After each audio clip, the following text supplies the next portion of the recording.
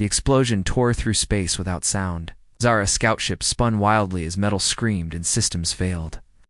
Red warning lights flooded her cockpit. She fought the controls, but nothing responded. Through the viewport, she saw the barren moon rushing closer. Too fast, too close. Impact. Everything went black. When Zara opened her eyes, smoke filled the cramped cockpit. Her head pounded, blood trickled down her forehead. She unbuckled with shaking hands and crawled through the twisted metal. The emergency hatch opened with a hiss. Desert heat hit her face. She stumbled onto rocky ground and looked at what remained of her ship. The entire rear section was gone, debris scattered across the sand for hundreds of meters.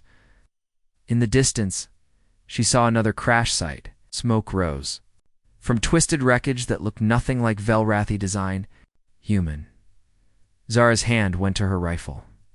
The weapon hung bent and useless at her side.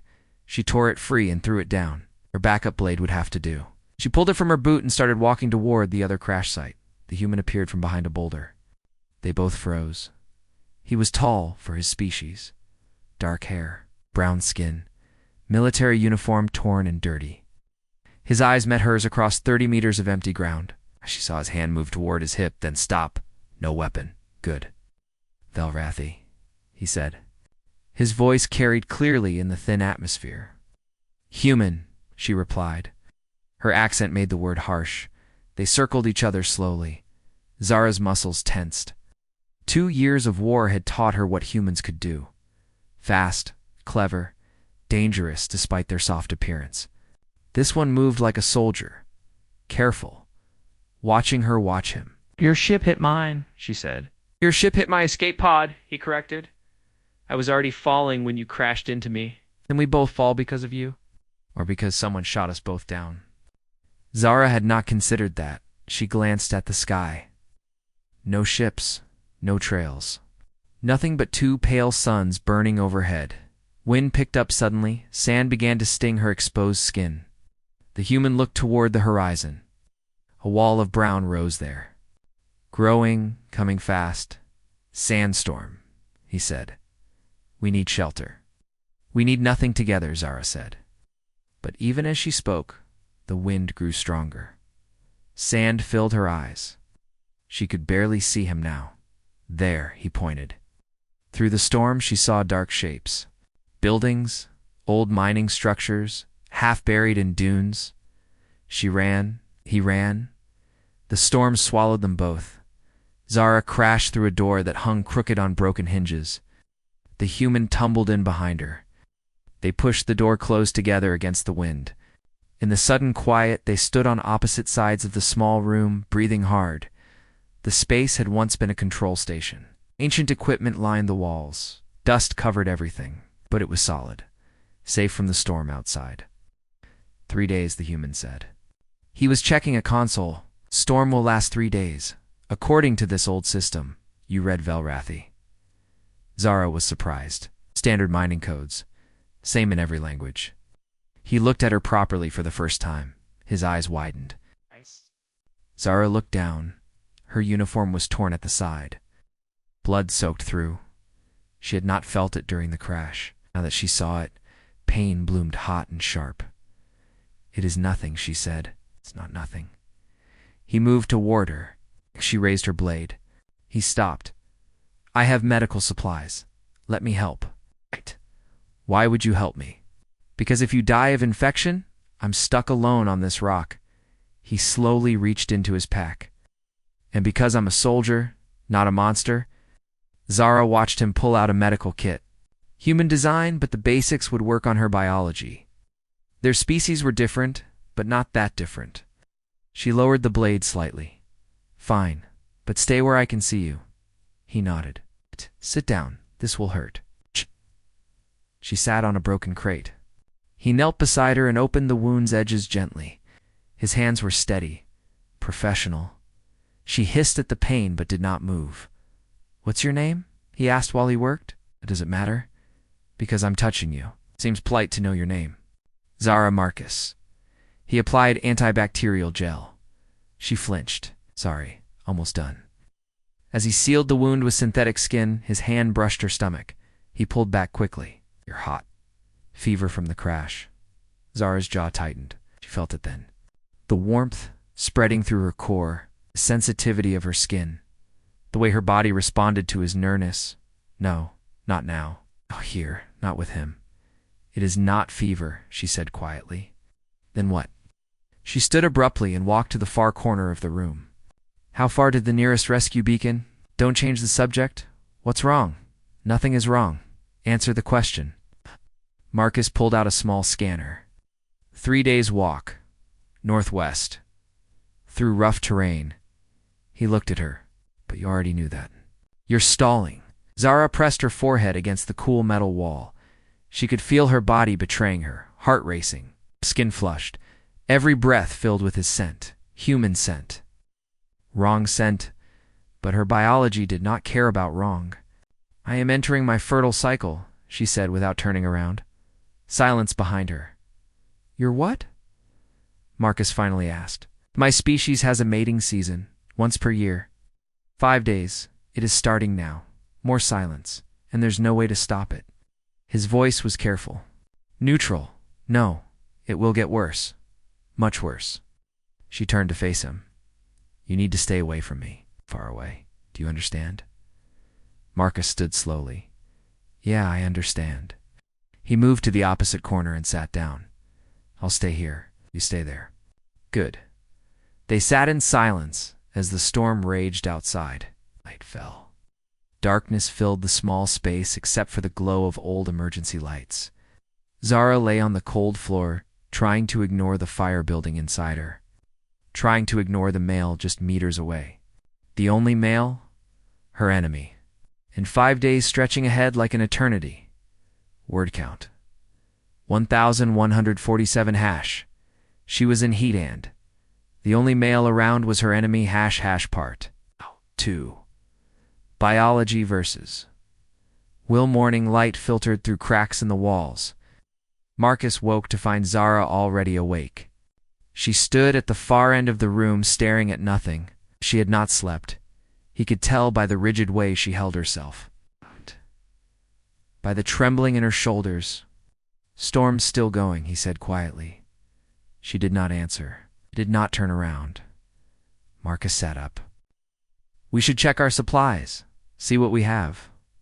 Fine, her voice sounded strained. Rough. He emptied his pack carefully. To water containers, 6 nutrient bars, medical kit, basic tools, thermal blanket. Not enough for 3 days, but enough to survive. Your turn, he said. Zara moved like she was walking through fire. Each step deliberate, controlled. She kept her distance as she set down her pack. 1 water container, 4 nutrient bars, flares, rope, a small powered unit he did not recognize. What's that? Marcus pointed at the device. Emergency beacon, short range, useless in this storm. She backed away quickly after speaking. He noticed her pupils were larger than yesterday, her breathing shallow and fast. The skin of her neck was flushed. She looked like someone fighting a fever, fighting herself. Are you okay? He asked. No, but there's nothing to be done about it. She paced along the far wall, back and forth, back and forth. We should ration the food. 3 bars each per day? Agreed. And water every 6 hours. They worked out the details without looking at each other. Marcus tried to make his voice normal, calm, but the tension in the small room was thick enough to choke on. Hours passed slowly. Storm howled outside. Inside, silence pressed down on them. Marcus watched Zara from the corner of his eye. She never stopped moving, pacing, stretching. Her muscles were too tight. Her hands kept clenching and unclenching. Why are we even fighting? He asked suddenly. Our people. Why did this war start? Zara stopped pacing. Colony disputes, border territories, resources, but who started it? She was quiet for a long moment. I do not know. I was told humans attacked first. You were told we attacked first. Maybe both sides are told lies? I lost friends in the war, Marcus said. Good people. But I can't remember what we were trying to accomplish. I lost my entire squadron. 23 warriors. We were protecting a supply line. Your ships came. We fought. Only I survived. She finally looked at him. But I do not remember why that supply line mattered so much, why it was worth 23 lives. For the first time, Marcus saw her as something other than enemy, just a person, a soldier like him. Following orders? Fighting a war neither of them understood. I'm sorry, he said. About your squadron. I am sorry about your friends. The moment stretched between them. Then Zara gasped and grabbed the wall. Her legs shook. Sweat covered her skin despite the cool air. Zara, stay back. Her voice was barely a whisper. Marcus stayed where he was, but his instinct was to help. What's happening? It's getting worse. My body wants. She stopped, breathed hard. It does not matter what it wants. Can you do something? I mean, can you handle it yourself? I can leave the room. She laughed, but it sounded painful. It does not work that way. My species needs pheromone exchange. Physical compatibility. Things only a male of breeding age can provide. Marcus felt heat rise in his face. In normal times, I would choose a mate. We would spend the cycle together. It would be manageable. But here, now. With you, she shook her head. My rational mind knows you are human. Enemy. Wrong. But my body only knows you are male compatible. Available. Evening came. The storm continued. Zara's condition worsened. She stopped pacing because she could not trust herself to move. She sat pressed against the far corner, arms wrapped tight around herself. Ow. Every few minutes, she shuddered, gasped, fought something Marcus could not see. I cannot do this for 3 more days, she said finally. I will lose control. What happens if you lose control? I do not know. My species always has willing males. We do not fight this. It is not designed to be fought. She looked at him with desperate eyes. I am terrified of what I might do. What I might become? Marcus moved slowly to the center of the room. Not close. Just closer. Then don't fight it. What? I'll help you. If you want. If you choose it, Zara stared at him. You would do that? With me, your enemy? You're not my enemy right now. You're just someone who needs help, kept his voice steady. But only if you choose it. Only if you're sure. And you can change your mind any time. It would mean nothing. Just biology. Just survival. Something in Marcus's chest tightened at those words, but he nodded. Just survival. I understand. You would not take advantage. Never. This is your choice. Your terms. He searched for the right words. I'm just here if you need me. Zara closed her eyes. When she opened them again, something had shifted. Not acceptance. Not quite. But maybe surrender to necessity. Come here, she said quietly. Marcus crossed the room slowly. He sat beside her, but did not touch. Tell me what you need. She took his hand. Her skin burned against his. Talk to me first. Let me remember who I am. Who you are. Before I forget. So he talked. He told her about Earth. About mountains and oceans. About his family's farm. About the first time he saw stars from a ship deck. She listened and slowly relaxed. Slowly breathed easier. Your turn, he said. Tell me about your home. Zara described forests that grew red under a crimson sun. Cities built in massive trees. Her sister, who taught her to fly. The songs her people sang during harvest. Her voice grew softer, warmer, more herself. Thank you, she whispered. For seeing me, not just what I am right now. I see you, Marcus said. And he meant it. Night deepened. The storm raged. But inside the small shelter, something changed between them. Not love, not yet. But the beginning of understanding. The first crack in the wall that separated enemy from person. Zara moved closer. Marcus did not pull away. Outside the wind screamed, but neither of them heard it anymore.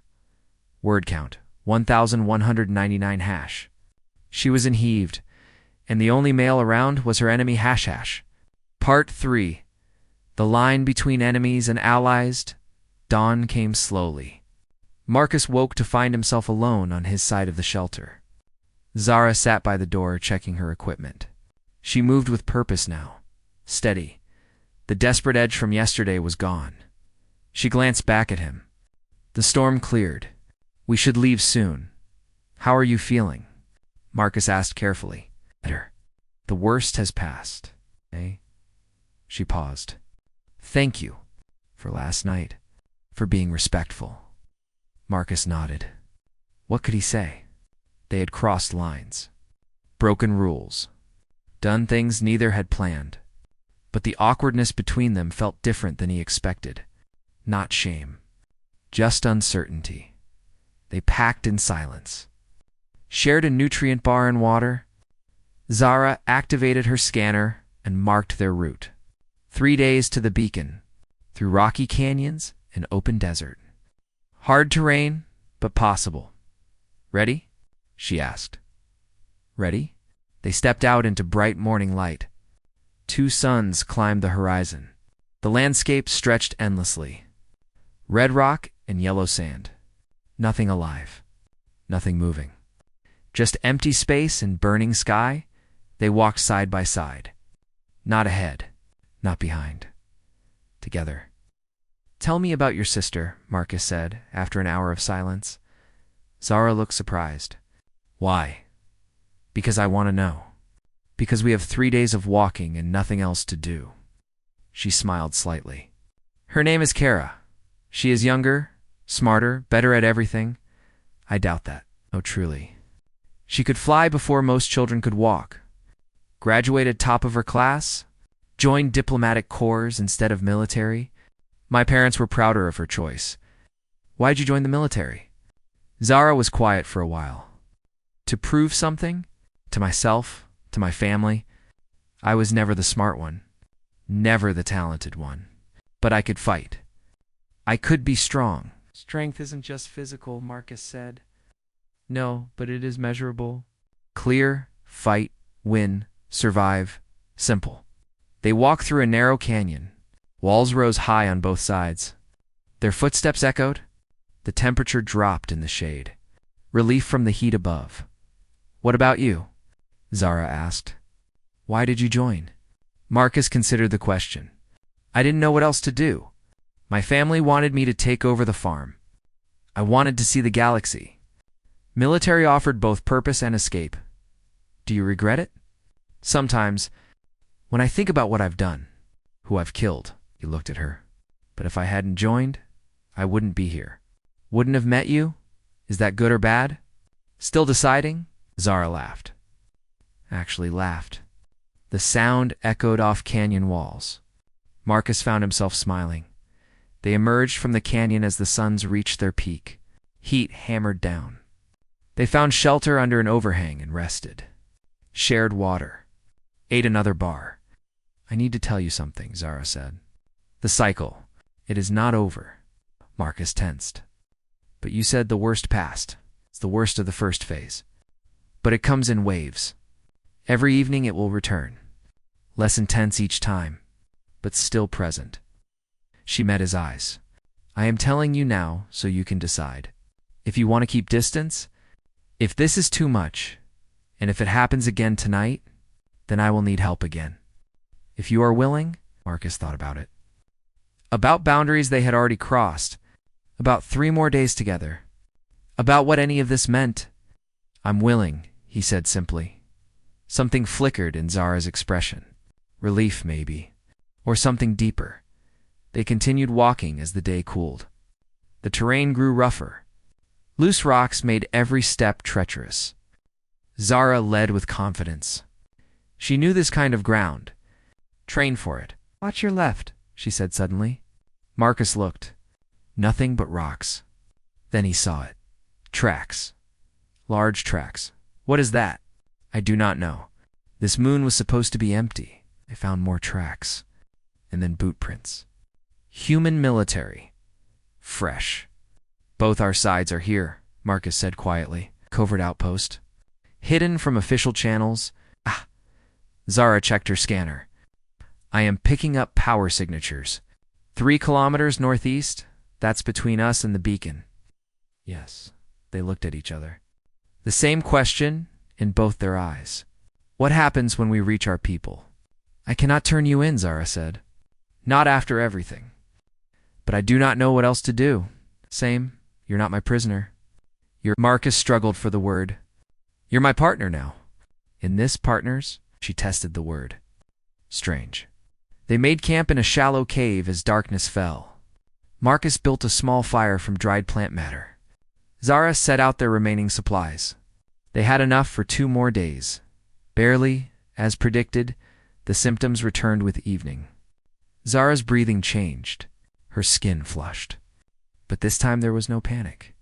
No fear. She moved to sit beside Marcus. Is this okay? Yeah, it's okay. They came together with less hesitation. With more understanding. It was still biology. Still necessity. But something else wove through it now. Trust. Care. The beginning of something neither wanted to name. Afterward, they lay looking up at unfamiliar stars. Zara's head rested on Marcus's chest. His arm curved around her shoulders. It felt natural. Right? This does not make us friends, Marcus said softly. No, Zara agreed. But maybe it makes us less like enemies. A sound echoed outside the cave. Low. Rumbling.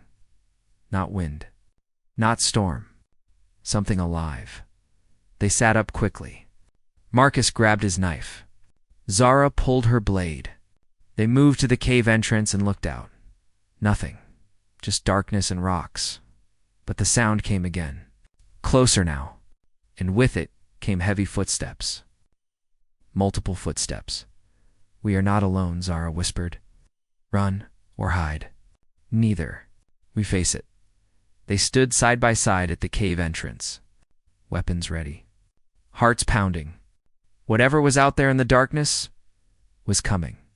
And they would face it together. Word count. 1091 hash. She was in heat and the only male around was her enemy ## part 4.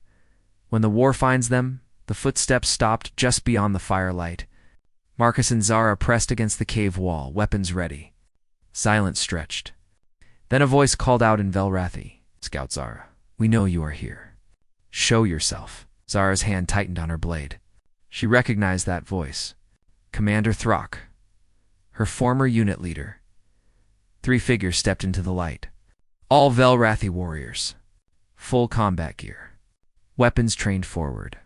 Their eyes found Zara immediately. Then shifted to Marcus behind her. Step away from the human, Throck commanded. He is my prisoner, Zara said quickly. I am bringing him for interrogation. Throck's eyes narrowed. He breathed deeply, scenting the air. Liar, you smell of him. He smells of you, mixed, mated. The other 2 warriors hissed. Disgust. Anger. One spat on the ground. You dishonor yourself, Throck said coldly. You dishonor our people. It was not by choice, Zara tried to explain. My cycle started. There was no one else, and you should have died before lying with the enemy. Marcus stepped forward. She was sick. Dying. I helped her survive. Silence. Human. Throck aimed his weapon directly at Marcus's head. Your voice means nothing here. Wait. Zara moved between them. Between the gun and Marcus.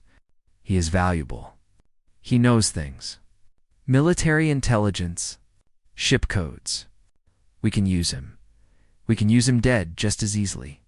Throck's finger moved to the trigger. Everything happened fast. Zara lunged. Her blade caught Throck's wrist. The gun fired wild. Marcus rolled and came up swinging. His knife found the second warrior's leg. The third warrior charged. They fought desperately. 3 trained soldiers against 2 exhausted survivors. But Marcus and Zara moved as one unit. When he went high, she went low. When she dodged left, he covered right. Hours of proximity. Days of trust. It showed in every movement. Throck recovered and fired again. The shot hit Zara's shoulder. She cried out but did not fall. Marcus roared and tackled the commander. They hit the ground hard. The fight ended quickly. 2 warriors lay unconscious. Throck struggled under Marcus's grip. The third warrior ran, escaped into darkness carrying news of what he saw. Let him go, Zara gasped. She clutched her wounded shoulder. Blood seeped between her fingers. Marcus released Throck and rushed to her side. How bad? Bad enough. She swayed. We need to move. Now he will bring others. Throck laughed from the ground. You are already dead, both of you, traitors. Dishonored. When they find you, they will make examples of you. Shut up, Marcus said. He grabbed Zara's pack and slung it over his shoulder. Then he lifted her carefully. She tried to protest but had no strength left. Put me down. You cannot carry me. Watch me. He carried her deep into the cave system, away from the entrance, away from the battle site. Zara directed him through the darkness with whispered instructions. Left here, right there. Down this passage, they emerged in a wider cavern. Old equipment lined the walls. A smuggler's depot. Long abandoned, but still intact. Marcus set Zara down gently. Let me see the wound. She pulled her hand away. The hole went clean through, front and back. Missing bone by centimeters? I have seen worse, she said, but her voice shook. Marcus used the last of his medical supplies. Gel to stop infection. Synthetic skin to seal both sides. Painkillers, he forced her to swallow. She watched him work with glassy eyes. Why did you not leave me? She asked. What? When Throck appeared, you could have escaped. Gone to them.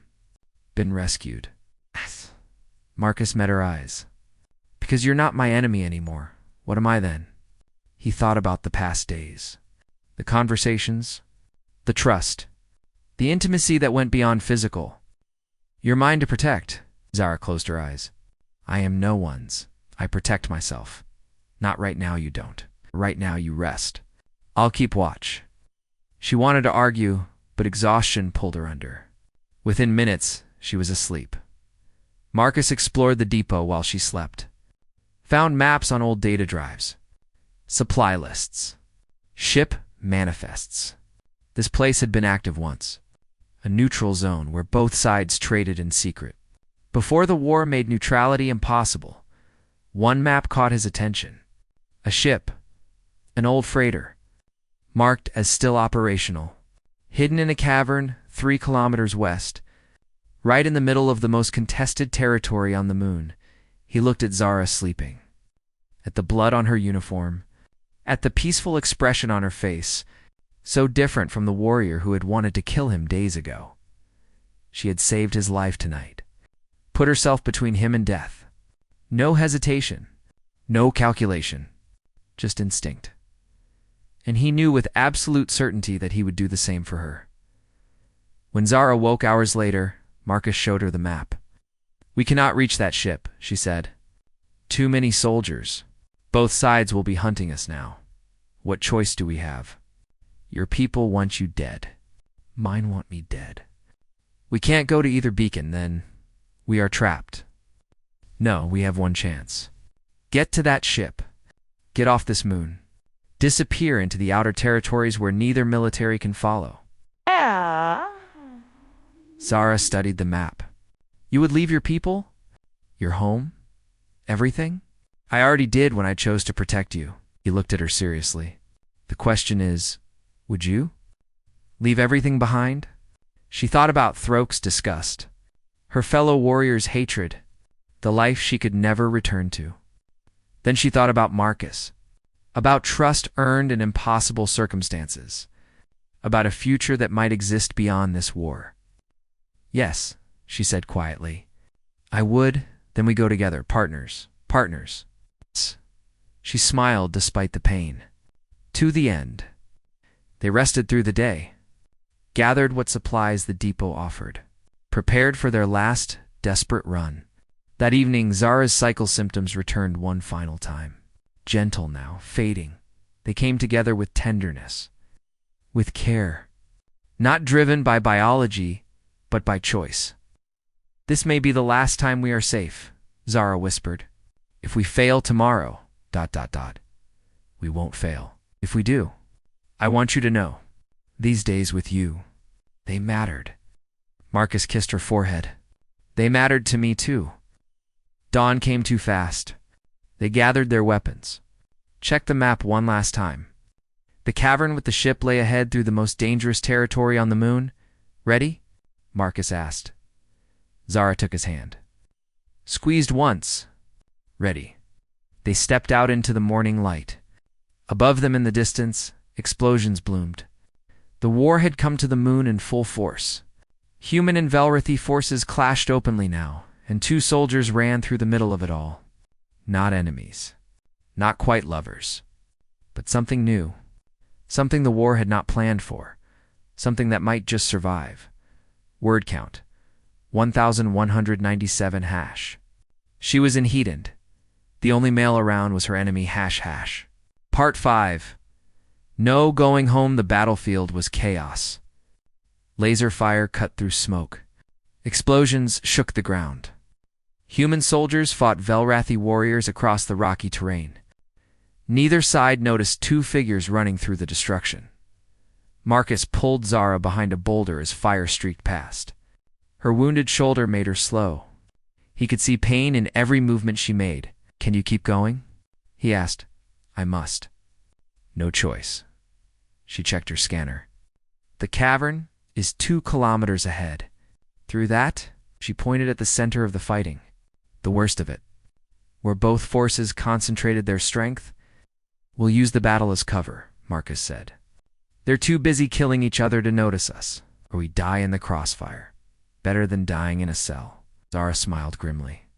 True, they ran when the smoke was thickest. Dodged when fire got too close. Marcus took down a human soldier who spotted them. Zara disabled a Velrathi warrior who blocked their path. Both felt sick doing it. These were their people. Their brothers and sisters in arms, but there was no going back now. They were halfway across when someone shouted, Traitor. A Velrathi soldier, Marcus, had never seen aimed directly at Zara. Marcus threw himself in front of her. The shot hit his leg. He went down hard. X. Zara dropped beside him. Get going, he gasped. Get to the ship. Not without you. She hauled him up. Half carried, half dragged him forward. Return fire erupted around them. Some from Velrathi. Some from humans. Both sides had noticed them now. Both sides wanted them dead. A human voice called out. Marcus Chen. Stand down. That's an order. Marcus recognized Captain Williams. His former commanding officer, a good man. A friend once. Marcus shouted back. Not anymore? You're committing treason? Maybe? But I'm choosing truth over lies. They stumbled behind cover. Zara was exhausted. Marcus could barely walk. The cavern entrance was just ahead. So close. But soldiers advanced from both sides now. We are surrounded, Zara said. Then we make them listen. Marcus stood, despite the pain. Pulled Zara up beside him.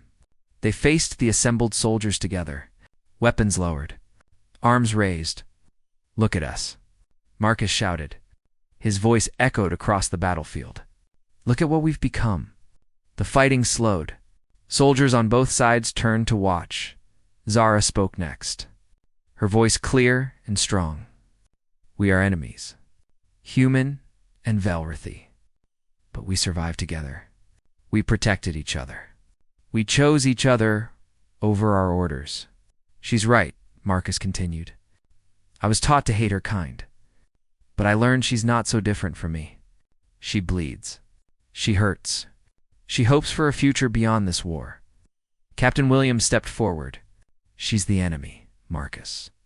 They killed our people, and we killed theirs. Marcus shot back. When does it end? When we're all dead? Throck appeared from the Velrathi ranks, his wrist bandaged where Zara had cut him. You dishonored yourself, Zara. Mated with the enemy. Betrayed your species. I survived, Zara said. With his help, he could have left me to die. Instead, he showed me mercy. Kindness. Things we have forgotten in this war. Weakness, Throck spat. Humanity, Marcus corrected.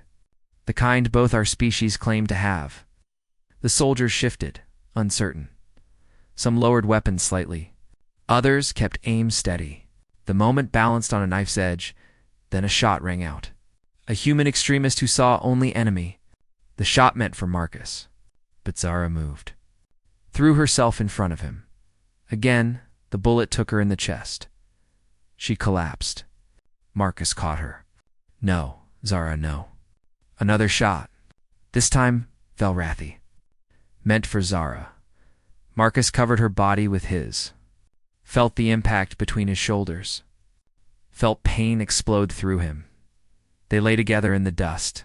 Both bleeding. Both dying, maybe? But together, Captain Williams's voice cut through the shocked silence. Cease fire. Everyone cease fire. The shooting stopped. Soldiers from both sides stared at the two bodies on the ground. At the human protecting the Velrathi. At the Velrathi who had sacrificed herself for the human.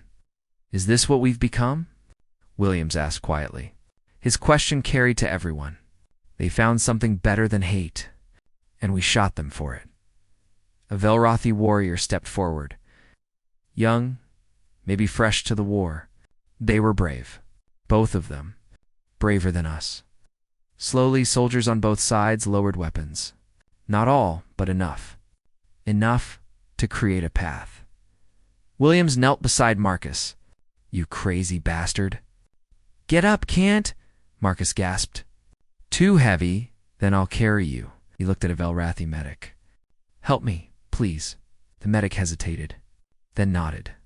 Together, human and Velrathi lifted Marcus and Zara, carried them toward the cavern. Ship, Marcus whispered. Get us to the ship. He did. Through the cavern? To the old freighter, somehow still functional? Williams and the medic worked together to stabilize both wounded soldiers. Applied trauma foam. Stop the bleeding. You'll live, Williams said. Both of you. Barely. The ship works? Marcus asked. According to these systems, yes. Enough to get you out of here at least. Zara's eyes fluttered open. Why help us? Williams was quiet for a moment. Because you made me remember why I joined. To protect people. Not to kill them. Stood.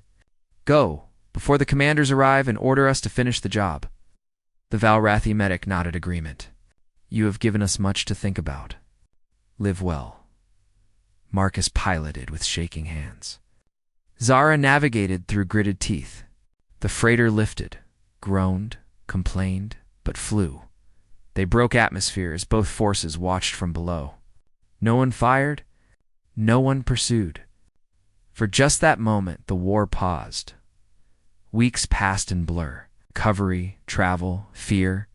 They reached the outer colonies where laws mattered less than survival.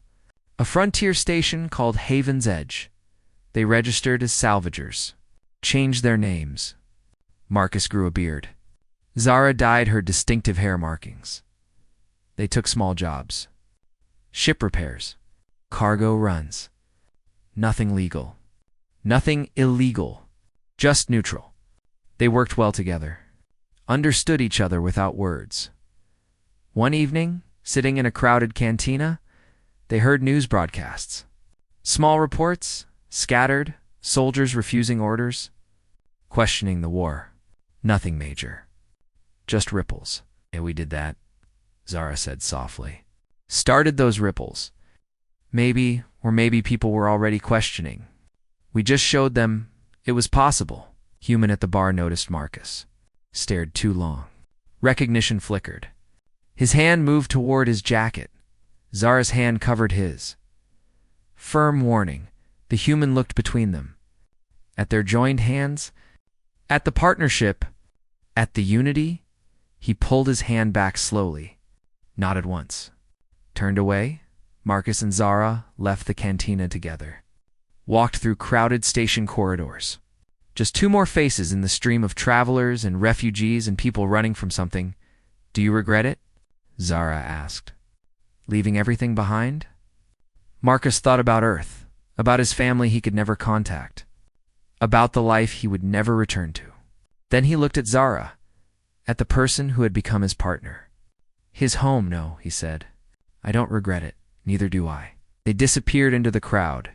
Two soldiers from opposite sides of a war. Two people who found something better than hate. Two survivors who chose each other over everything else. The war would continue. Battles would rage. Lives would be lost. But somewhere in the darkness between stars, two enemies had become something else. Something new. Something the war could never touch again. They were free. Word count 1198. The end.